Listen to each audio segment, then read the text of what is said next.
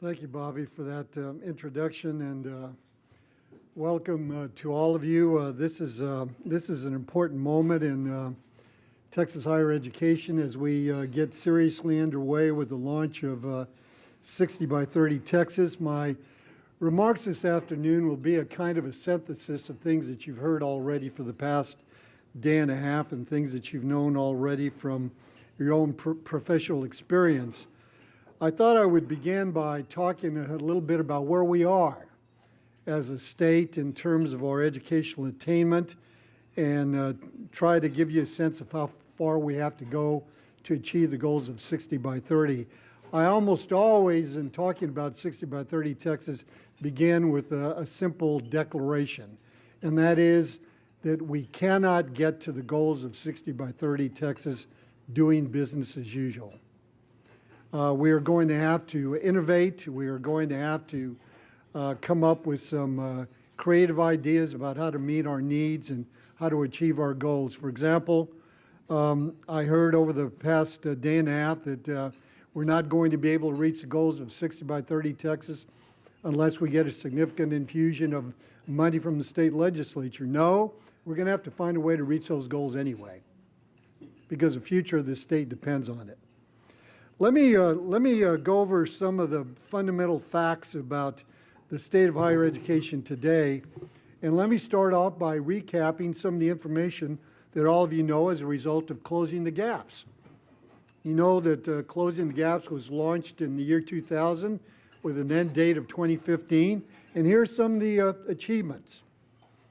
We came up just short of our participation goal, but it's important to remember that the original goal was 500,000, and we raised it to 630,000 because we were doing so well and because the demographics of the state had changed.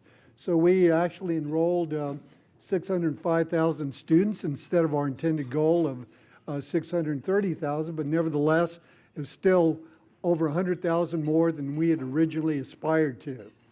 And then the success goal, and I would argue that of the four goals, this is the one that is most important. We far exceeded our success goal. Our goal was to award $210,000 degrees by 2015, and we actually were up close to 260,000. We did particularly well among Latino students who exceeded the goal by over 31%. And something that's significant about how we did so much better in terms of Latino students than we had originally hoped for is this. We know how to educate poor kids in Texas. And I'll say kids because I'm talking about the ones that are coming primarily out of high school. We know how to educate poor students if we have the will and if we have the commitment of institutional resources. If you look at the subsequent goals, we exceeded our goal in terms of research and development dollars by a significant margin. And there's no doubt that higher education in Texas is better than it was 15 years ago. UT Austin and Texas A&M are now top-ranked national universities. I was looking at the U.S. News and World Report global rankings, which are different from the rankings that most people take a look at, and UT Austin was ranked as the 30th best university in the world. We now have 8 universities that meet the Carnegie Tier 1 criteria, and we have community colleges that have constantly been acknowledged for their excellence.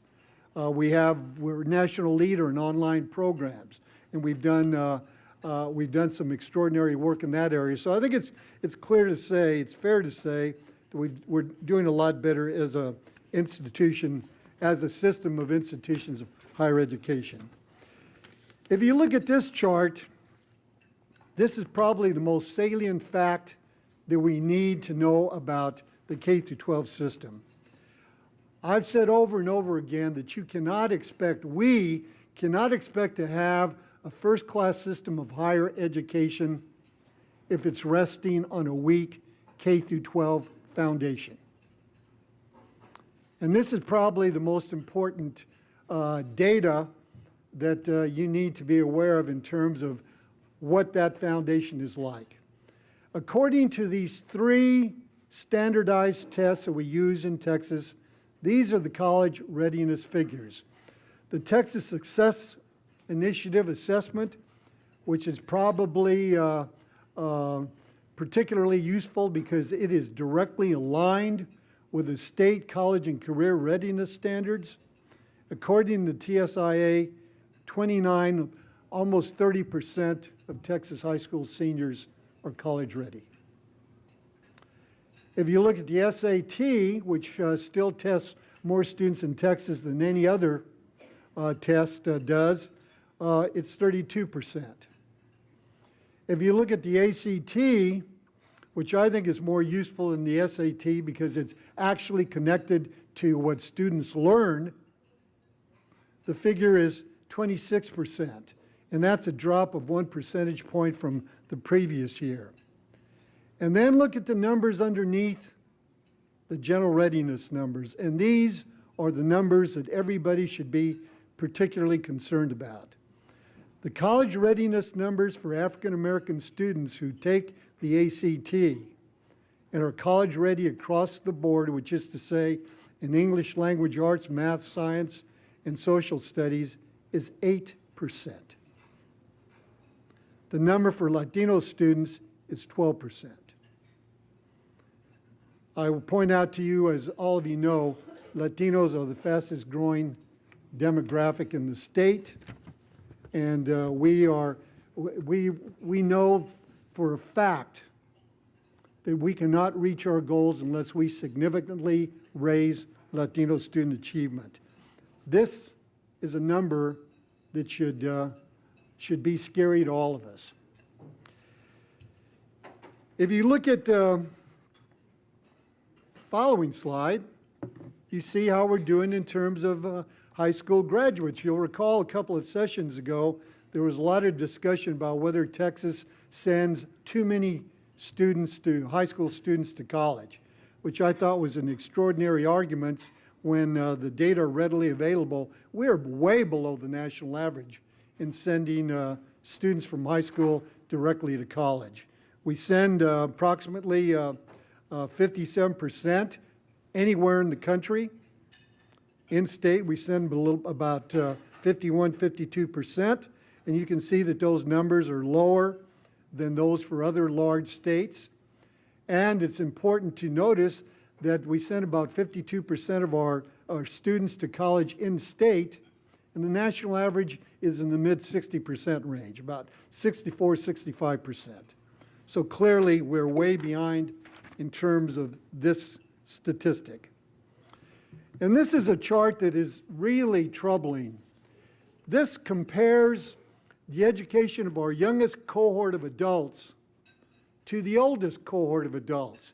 And notice that Texas is the only state on this chart. If you can't see it from where you sit, we've got data for the United States, for Minnesota, New York, Illinois, California, and Florida. And Texas is the only state on this chart where the youngest cohort of adults is less well educated than the oldest. Now, California, which has a similar demographic to Texas, except for its very large population of Asian Americans, is steady. It's got the same percentage for both the young and the old. But the United States and all these other states have demonstrated a significant increase in educational attainment, and that is not the case for Texas.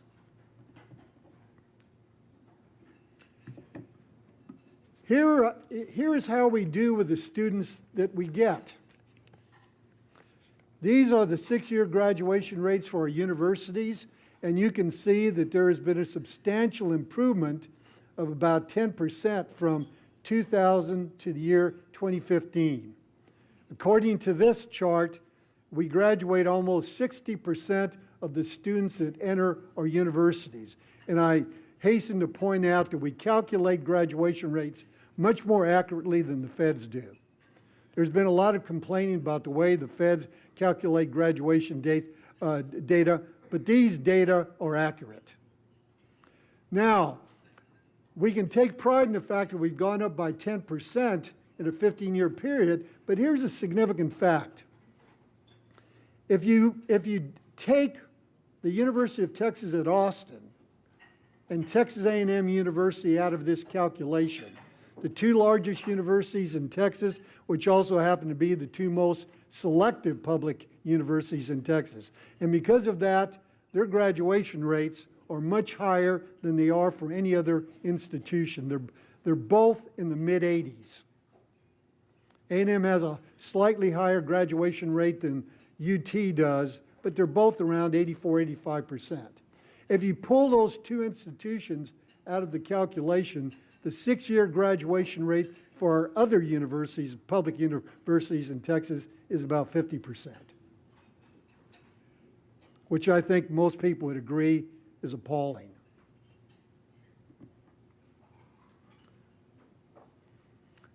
These are the completion rates, and the reason we say completion rates as opposed to graduation rates is because we started doing this about a year ago, and I think it much more accurately reflects the success of community colleges.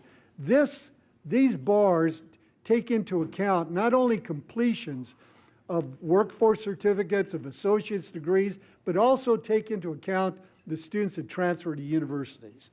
Those should be considered completions because that is the intent of the institutions for a very large percentage of their students, to make sure that they actually transfer from a community college to a university.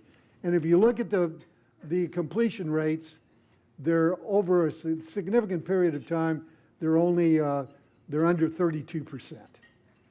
And once again, I think everybody would agree those numbers simply aren't adequate. This summarizes the situation that we're in Texas, and this summarizes our challenges.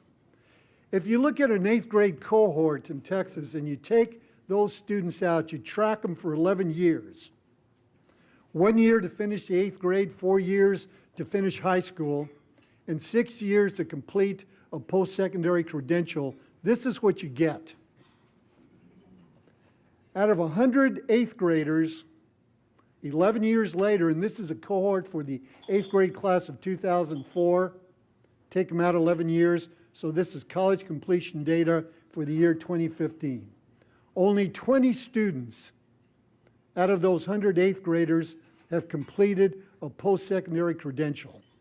Only 20. If you disaggregate the data still more, this is what you find. That only 14 Hispanics have achieved a degree, 13 African Americans, and if you're poor, only 11 have achieved a degree or a credential. Those numbers obviously are inadequate. Remember, our goal is 60% of young adults in Texas will have some form of post-secondary credential by 2030. If you look at this chart, you see what the 4 goals are. I think most of you know what they are. The overriding goal is that, once again, 60% will achieve some post-secondary credential by 2030. Second goal is 550,000 completers compared to the 210,000 goal that we set for closing the gaps. We want students to graduate with marketable skills, and we want to keep student debt manageable. It's time to say a few words about demographics. Texas is one of the handful of states in this country that is actually growing in its college-age population. Nationally, the number of high school graduates reached a peak in the 2010-2011 year, and it's not expected to approach that number again in the foreseeable future. California is a case in point. California is expected to experience a 17% decline in high school graduates from 2010 to 2027. Texas is a dramatic exception to this national pattern. We are expecting that we will have, and this is extraordinary, nearly 100,000 more high school graduates in 2027 than we had in 2008. And as a number of experts have pointed out, the youthfulness of Texas's population is one of our greatest assets, but only if we educate those young people coming through the pipeline. As most of you know, most of that growth is among Latinos. I frequently cite a data point from The Economist, which is probably the most respected of all the news weeklies in the English language. And The Economist recently actually last year, ran a series of articles on the Latino population in this country. And one of the salient facts that was pointed out in that article is that by 2050, 2050, Latino workers in Texas will outnumber Anglo workers in Texas 3-1. It is not too much to say that how well we educate these Latino children will pretty much determine the fate of Texas in the 21st century. And I remind you that according to the data that you just saw, only 14% of Latinos are currently receiving some form of post-secondary credential based on their 8th grade cohort. We have an enormous challenge to face in terms of reaching the goals of 60 by 30. And once again, the one thing we can tell you with certainty is we're not going to get there doing business as usual. You all know, you heard this morning about the survey of freshman attitudes, which has clearly indicated over the past 5 or 6 years that by a very large margin, the number one reason that young people go to college is to get a better job. Now, that's not the only reason they go to college, and as educators, that shouldn't be the only reason we educate young people. But we should honor that statistic. We need to, we need to make sure that students, regardless of major, have marketable skills. For the past couple of sessions, we've been asked to testify about whether we're producing too many art history majors, too many philosophy majors, and every time I've testified on this issue, I've always said that's the wrong question. And then the next question is, well, then what is the right question? I said the right question is, what can we do to make sure that regardless of major, students have marketable skills? Now, I've received any number of emails, I've received any number of letters, I've had any number of conversations with professors, usually in the liberal arts, who say, what are you intending to do at the coordinating board? Turn all of our universities into trade schools? And I say, no, we're trying to save the liberal arts. Because the liberal arts are in danger primarily because young people and their families don't see the relevance of those degrees to getting good jobs. So in my mind, the best way to save the liberal arts, which I believe is still the core of a great university, is to make sure that we embed marketable skills in all those programs. Sometimes it's nothing more than telling an English major that if you can write well, that's a marketable skill. But we need to respect that primary reason for going to college. We need to look at marketable skills in the broadest possible way. We need to make sure that we focus on personal skills. You heard about that this morning. Work habits, the way young people present themselves. In one of our regional meetings around this issue, I heard from employer after employer that college graduates don't even know that when you're dealing with a potential customer, when you're dealing with somebody who's interviewing for a job or interviewing you for a job, you need to look them in the eye. Don't look down at your shoes. Don't look down at your papers. Look the person in the eye. Those are marketable skills. We need to expand paid internships, not unpaid internships, paid internships. We need to increase service learning opportunities for college students. We need to make sure that they have extracurricular experiences which have embedded in them marketable skills, leadership training. David Gardner has talked often about his experiences as a student leader, as an undergraduate.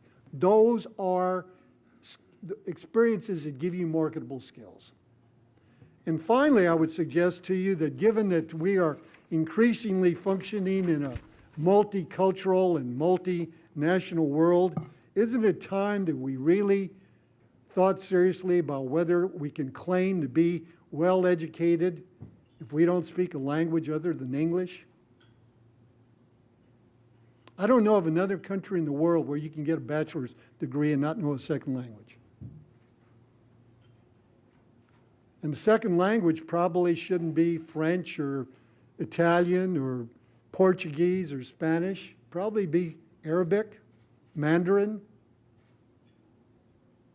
But can we really say that our young people have marketable skills without fluency in a second language?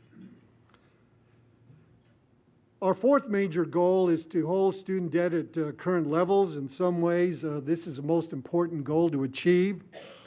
This requires the state to fund higher education adequately, that institutions function more cost efficiently, and that students graduate in more timely fashion.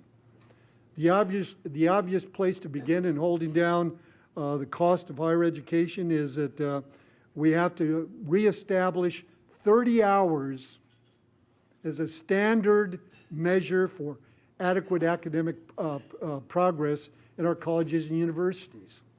Now, I know that a lot of students can't do this. They can't take 30 hours a year, but a lot more can than do. It doesn't matter whether it's 15 and 15 or it's 12 and 12 and 6 in the summer. We have to get to the standard of, closer to the standard of 30 completed hours per year. We have to reduce the number of attempted hours in our colleges and universities. All of you, most of you know, I should say, that the average number of hours attempted to achieve a 60-hour community college associate's degree is 90 in Texas. That's way above the national average. The national average is about 75. We would save the state and families tens of millions of dollars if we got to 75, and that's too high. The average number of hours accumulated in Texas for a 120-hour bachelor's degree is typically 140. Once again, we need to bring that down closer to the actual standard of 120 hours. Let me discuss a group of issues that are critical to achieving 60 by 30 Texas and that we simply have to get right. The first one I want to talk about is dual credit. Dual credit programs are expanding very quickly around the state, and we are hearing increasing numbers of reports that rigor has been compromised. Now, the data that we have up till this point has been mostly positive about dual credit courses, but here are the things that I'm concerned about. We now have about 135,000 students in Texas enrolled in dual credit programs. If you remember that slide a few moments ago that point out that no more than 1/3 of Texas high school test takers are college ready, and we have about 315,000 students in the senior high school class in Texas, it's real easy to divide that by 3 and say, we're already at capacity. If you just look at the raw data, we have as many students enrolled in dual credit in Texas as are prepared to take those courses. If we only have if we only have 1/3 of students who take these standardized tests college ready, how many do you think we have at the freshman and sophomore levels? And we have now opened up dual credit courses to students at those levels. Very few, very few. If we are going to maintain the viability of dual credit programs, we have to assure that those students are rigorous. Those courses are rigorous. Otherwise, universities will begin rejecting those courses. And once again, the data are very clear that we have reached the bottom of the pool of prepared students. So any expansion of dual credit has to occur very, very carefully. Some other things to think about. We have to find a way to reduce the cost of higher education. We can't simply say it's sufficient to hold it level. We have to reduce the cost. The only way that we're going to do that is we're going to have to reinvent higher education. One of the ways that we can do that is by developing more programs that are based on competency-based advancement rather than the current model, which values seat time more than it values mastery of a body of material. You're going to hear about this in a few moments, but we have one university, Texas A&M Commerce, that offers students an affordable baccalaureate that delivers a degree for less than half the cost of a typical baccalaureate program. It's high quality. We've checked with some of the employers, and we know that this is a good program. We have to expand those kinds of programs. And frankly, we've put out an RFP. We've received a significant amount of support from foundations in Texas, both corporate and private, that want to help us expand the program. We had an RFP that was out several months ago. We didn't get very many responses. And that's enormously troubling because, once again, we have to reduce the cost of higher education. 60% of the kids that are coming through the education pipeline are poor. That number will continue to go up. I read a statistic the other day that I couldn't believe. It said if you look at the bottom quartile of families that send kids to college, over 50% are spending 100% or more of their income sending those young people to college. Let me say that again. 50% of the families in the lowest quartile of income are spending 100% or more of their income on college. There is plenty of evidence that we can reduce the cost of higher education significantly. There was a study that was done by the McKinsey Consulting Group about 10 years ago that said that there was a built-in cost inefficiency in higher education in this country of between 15 and 30%. I happen to believe that in Texas, we're closer to the 15% inefficiency mark than we are to the 30%, but there's still a lot we can do. And using competency-based advancement, particularly at the graduate level, particularly in professional fields, is something that we should expand as quickly as we're able. I know that it's a lot of work to completely redo a curriculum in an academic program to reduce the cost, but that's what we have to do. The other factor about the growing poor population of Texas and the fact that it is heavily Latino, as a recent study by the Chronicle of Higher Education pointed out, if institutions don't find ways to attract more poor students, more students of color to their campuses, a lot of institutions are going to have to close because the demographics are running against those institutions. So it is in the enlightened self-interest of higher education to do everything we can to not only hold down costs, but to reduce them. Educating poor people is a massive challenge in Texas. We are close to the bottom in our success rates for poor students. I saw a study that was done by the Pew Center that pointed out that Texas was 42nd among the states in providing access to students from poor families. And then when they get on our campuses, They don't do nearly as well as we need them to do. We have to reinvent higher education for some other reasons as well, not just the question of affordability. There have been some recent studies that have shown that the statistic that many of you are aware of, that something like 20 to 25% of the high demand jobs a generation from now don't exist today. More recent data suggests that that percentage is inaccurate. It's not 20 to 25% of jobs that will be in high demand that don't exist today. It's 2/3. You all know that the young people that are in the K-12 pipeline today are going to change careers 3 or 4 times during their work lifetimes. Not jobs, careers. We're not talking about going from being a 5th grade teacher in Austin to being a 5th grade teacher in El Paso.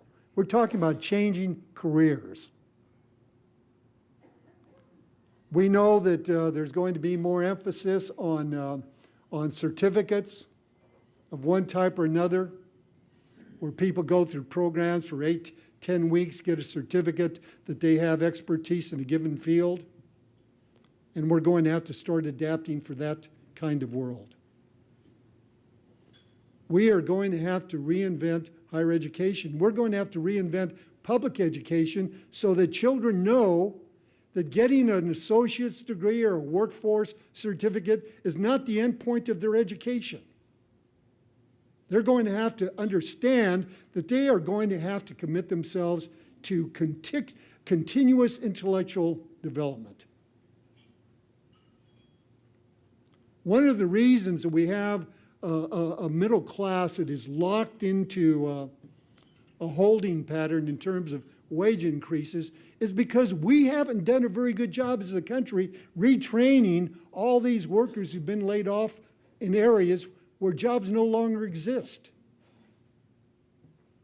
And until we do that, we are going to remain with much larger problems in terms of the middle class that never existed before. Let me cite a report that just came out, and there's in the right corner you see the source of this report. It's called America's Divided Recovery, College Haves and Have-Nots, published by the Center on Education and the Workforce at Georgetown University, probably the most prestigious research center of its type in the country. What they did at Georgetown is they studied what happened during the recession, which they date from the end of 2007 to the early part of 2010, and the recovery, which their report takes up to the beginning of the year 2016. And this is what they found. This is astonishing.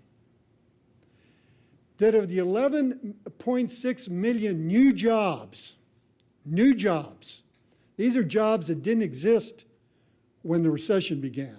New jobs.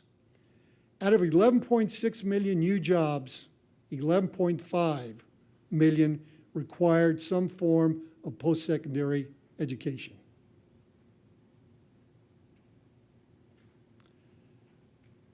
This study points out that during the recession, there were about 60,000 people who held some form of post-secondary credential who were laid off. When the recovery began, all of those jobs were rejuvenated within 6 months.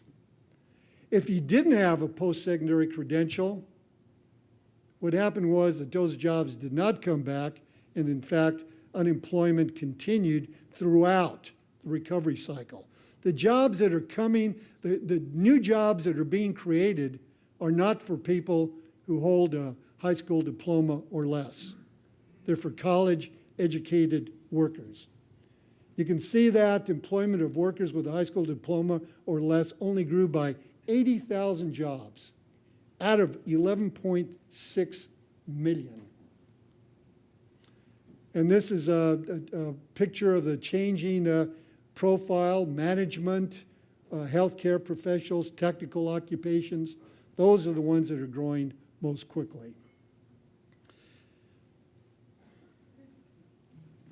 The governor's office is very much aware of these trends and is very much concerned about where Texas will be in 15 years. And so Governor Abbott gave the three agencies, TEA, the Coordinating Board, and the Workforce Commission, a set of charges. These are three of them. You can take a look at them very quickly. They want us to make sure that higher education remains affordable, that we identify and develop innovative workforce development models, that we evaluate state and local efforts to make sure that young people have access to information about how to develop their educational experiences so that they're marketable, to let them know where the jobs are. And then we had to develop some pathways to employment for veterans, and that we should make recommendations that build on the skills of the Texas workforce and advance economic development. We held meetings all over the state, and it was extraordinary that after the first meeting, we essentially had heard everything. And the other 7 regional meetings were essentially reaffirmations of what we heard the first time. And what we heard over and over again was that Texas young people are not prepared to work well. They don't have good work habits. They don't even understand that if you're going to be late to work, you need to call your boss and let him or her know. We heard over and over again that that young people didn't understand basic principles of interpersonal interaction. There was a study that was done at the national level that asked employers and asked university and college administrators one question: how well does higher education do in preparing young people for the workforce? The response from universities and colleges was about 80% said that we do either a good or a very good job in preparing people for the workplace. The response from employers was exactly the opposite. 20% thought we did a good or very good job. We developed 4 prime recommendations, and the report to the governor is in its final stages of completion. The number 1 recommendation was that we needed to work more closely together. TEA, the Coordinating Board, Texas Workforce Commission, to make sure that we reach the goals of 60 by 30. That we needed to identify services for veterans and make sure that we provide them with the kinds of opportunities that they deserve. And let me go back. The first one, which I think is probably the most important one, is that we needed to have a big vision for the future of Texas. One of the ideas that emerged was we need to use a Texas Medical Center, which is probably represents the highest concentration of medical skill and talent in the world, and we needed to build out from that and include, for example, Southwestern Medical School. We needed to include Texas Tech. We needed to include some of the extraordinary military hospitals we have in Texas, and make Texas the world center for medical research and treatment. And we needed to be number 1 in fields like developing antibiotics, developing vaccines, a world leader in genomics and treatment and the treatment of cancer. We pointed out in the report that here's another interesting factoid. California generates more venture capital than all the other 49 states together. And it's interesting where Silicon Valley is. The main street, and my daughter and her family live right in the middle of this area, so I know it quite well. The main location for venture capital in this country, I think it there's something like $87 billion in resources, is based on Sand Hill Road. And not incidentally, Sand Hill Road begins at the edge of the Stanford campus. It's not accidental that Silicon Valley extends from San Jose, which is just south of Stanford University, extends up into San Francisco, and actually features Berkeley across the bay. So in that one very small region, you have the University of California at Berkeley, which is generally considered the best public university in the world. You have the University of California, San Francisco, which is one of the best medical centers and hospitals in the world. And then, of course, at the southern end, you have Stanford University, obviously one of the best universities in the world. And here's another interesting factoid about Silicon Valley and the institutions there. The #1 university last year in raising money, and I'm pointing this out because all these issues are related, was Stanford University. Last year in 2015, Stanford raised $1.6 billion in gifts. Significantly, the largest public institution in raising money was the University of California, San Francisco, at a little over $600 million. That kind of excellence, that kind of entrepreneurship is very significant. There was a book that came out recently called The Industries of the Future, and it pointed out that Silicon Valley, that, for example, there's a lot of interest in completely innovating the banking system of this country. In fact, the banking system of the world. And there was consideration given to doing this work, this groundbreaking work in restructuring the financial system of the world economy, and doing it in either New York or London, which are the two leading banking centers in the world. And the decision ultimately was to do it in Silicon Valley, because the decision was based on not where the greatest expertise was, but where the largest amount of talent and innovation was concentrated. And that's what we have to do in Texas. I'll close with just a quick summary of what I think we have to do. I try to distill all of this into 10 recommendations that I think we need to address going forward if we're going to reach the goals of 60 by 30 Texas. Number one, we've got to fix developmental education. Right now, about 17% of students who are placed in developmental math ever pass a credit-bearing college course. In reading and writing, it's about 34%, numbers that are way below what we need. We need to do some of these things, combine reading and writing into a single course, use co-requisite models, supplemental instruction, but we've got to move as fast as we can to change it. We started talking about combining reading and writing based on the research when I first arrived 12 years ago. Right now, 12 years later, only about 35% of institutions have done this. 12 years, and we're still not doing it, when so much evidence demonstrates there's absolutely no cognitive justification for separating these two disciplines. They're complementary. They're opposite sides of the same coin.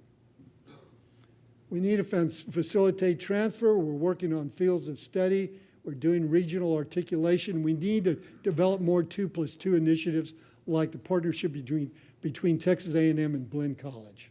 And I know we have others, but that's probably the most well-known around the state. We need to reinvent financial aid. We need to find a way to accelerate time to degree, make funding available in the summer. We need to have more paid internships. Notice that this recommendation addresses not only the goals of affordability, but it also addresses the issue of marketable skills. We need more corporate-sponsored work study. We have to reinvent work study and place more students off campus in positions where they get work experience and where part of the cost is borne by the corporations themselves. Expand dual credit carefully. I've already mentioned we need to get to 30 hours. I've already mentioned affordable baccalaureates. And I would remind you that we did a study, the coordinating board at the direction of Governor Perry, we did a cost efficiency study. It was published in 2010. I looked over this document about 2 weeks ago. It's still extremely relevant. I urge you to go back and take a look at it. We need to prioritize teacher education. The biggest study after study after study is shown that the biggest reason that the United States is so far behind other leading industrial countries in terms of student achievement is the relative inferiority of our teaching force compared to that of other countries. And the fact of the matter is that this is, talk about a terrible irony, the more prestigious university is, the less interested it is in training teachers. We need our best universities to take this responsibility very seriously and get busy producing more high-quality teachers. I hear from superintendents all the time that say Program X at University X doesn't prepare the teachers to work with the students that we have in our schools.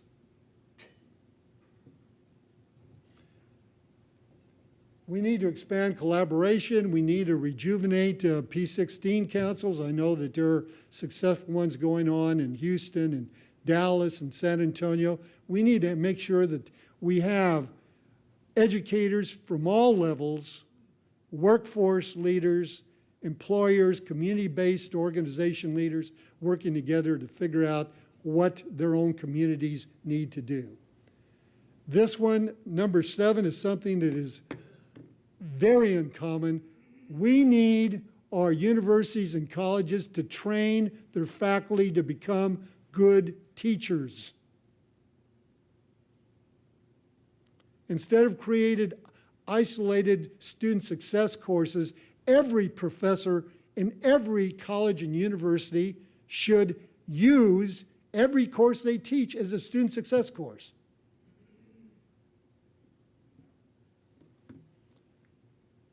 They need training, particularly in cognitive research and training in the teaching and learning sciences. We need to embrace technology, and point number 1, our faculty should know at least as much technology as their students do. Because students are learning differently from the way most faculty learned. And we have to make sure that we reach them on their own turf.